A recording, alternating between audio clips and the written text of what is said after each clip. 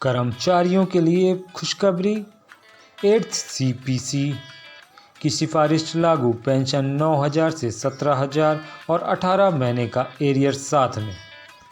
केंद्र सरकार के कर्मचारियों और पेंशनरों के लिए बहुत बड़ी खुशखबरी। 8वें केंद्रीय वेतन आयोग CPC की सिफारिशें लागू हो गई हैं, जिसमें कई महत्वपूर्ण बदलाव किए गए हैं। इस नए वेतन आयोग में फिटमेंट फैक्टर 1.92 तय किया गया है, जो कर्मचारियों के वेतन में अच्छी खासी बढ़ोतरी करेगा। साथ ही न्यूनतम पेंशन को 9,000 रुपये से बढ़ाकर 17,000 रुपये कर दिया गया है।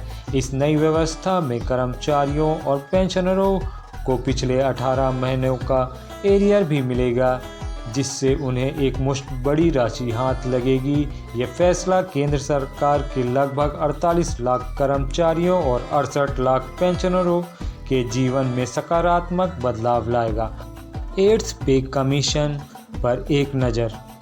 लागू होने की तिथि 1 जनवरी 2026। फिटमेंट फैक्टर 1.92, न्यूनतम पेंशन 17,000 रुपये, एरियर्स 18 महीने का बाकी। लाभार्थी केंद्र सरकार के कर्मचारी और पेंशनर्स। मिनिमम सैलरी 34,560 रुपये, मैक्सिमम सैलरी 4,80,000 रुपये। आइए समझते हैं फिटमेंट फैक्टर क्या है और ये कैसे काम करता है। फिटमेंट फैक्टर एक ऐसा गुणांक है जिसका उपयोग कर्मचारियों के मूल वेतन को नए वेतन मैट्रिक्स में बदलने के लिए किया जाता है। 8वें वेतन आयोग में ये फैक्टर 1.92 तय किया गया है। इसका मतलब है कि कर्मचारियों के मौजूदा मूल वेतन को 1.92 से गुणा किया जाएगा, जिससे उनका नया वेतन निकलेगा। उदाहरण के लिए, अगर किसी कर्मचारी का मौजूदा मूल वेतन 18,000 रुपये है, तो नया वेतन होगा 18,000 गुणा 1.92 बराबर 34,560 रुपये। इस तरह फिटमेंट फैक्टर के कारण कर्मचारियों के वेतन में लगभग 92% की बढ़ोतरी होगी। पेंशन में बड़ा इजाफा। 8वें वेतन आयोग की एक बड़ी सिफारिश पेंशन में वृद्धि है। अब न्यूनतम पेंशन को बढ़ाकर 17,000 रुपये कर दिया गया है, जो पहले 9,000 रुपये थी। ये वृद्धि पेंशनरों के लिए बहुत राहत देने वाली है, क्योंकि इससे उनकी आर्थिक स्थिति में सुधार होगा। पुरानी न्यूनतम पेंशन 9,000 रुपये, नई न्यूनतम पेंशन 17,000 रुपये, वृद्धि 8,000 रुपये, लगभग 89% की बढ़ोतरी। 18 महीने का एरियर एक बड़ा आर्थिक लाभ मिलेगा।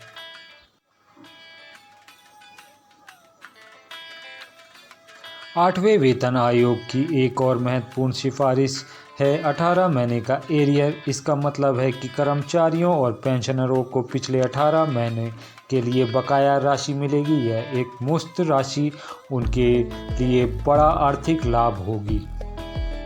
आइए देखते हैं एरियर की गणना किस प्रकार की जाती है। मान लीजिए किसी कर्मचारी का वेतन बढ़कर 10,000 रुपये महीने हुआ है। 18 महीने का एरियर 10,000 गुणा 18 बराबर 1,80,000 रुपये। इस तरह कर्मचारियों और पेंशनरों को अपने नियमित वेतन पेंशन के अलावा एक बड़ी राशि मिलेगी। वेतन मैट्रिक्स में बदलाव।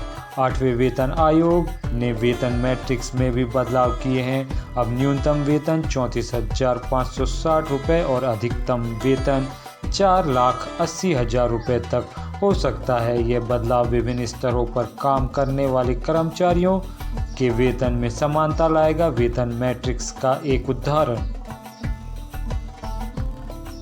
पे मैट्रिक्स लेवल 1 में न्यूनतम वेतन 34,560 रुपये, अधिकतम वेतन 1,09,000 रुपये। पे मैट्रिक्स लेवल 10 में न्यूनतम वेतन 1,23,000 रुपये, अधिकतम वेतन 2,15,000 रुपये। पे मैट्रिक्स लेवल 18 में न्यूनतम वेतन 2.5 लाख रुपये, अधिकतम वेतन 4,80,000 रुपये। भत्तों में संशोधन। 8वें वेतन आयोग ने विभिन्न भत्तों में भी संशोधन किया है। इनमें महंगाई भत्ता, मकान किराया HRA और यात्रा भत्ता TA शामिल हैं। ये संशोधन बढ़ती महंगाई और जीवन यापन की लागत को ध्यान में रखकर किए गए हैं। प्रमुख भत्तों में बदलाव। महंगाई भत्ता डीए की गणना का आधार बदला गया। अब यह मूल वेतन का 50% से अधिक हो सकता है। दूसरे नंबर पर है मकान किराया भत्ता HRA। एक्स श्रेणी के शहरों में मूल वेतन का 30%, वाई श्रेणी के शहरों में मूल वेतन का 20% और जेड श्रेणी के शहरों में मूल वेतन का 10%। तीसरा यात्रा भत्ता ट्रैवलिंग अलाउंस। यात्रा भत्ते में 25% की वृद्धि की गई है। इससे कर्मचारियों को यात्रा खर्च में राहत मिलेगी।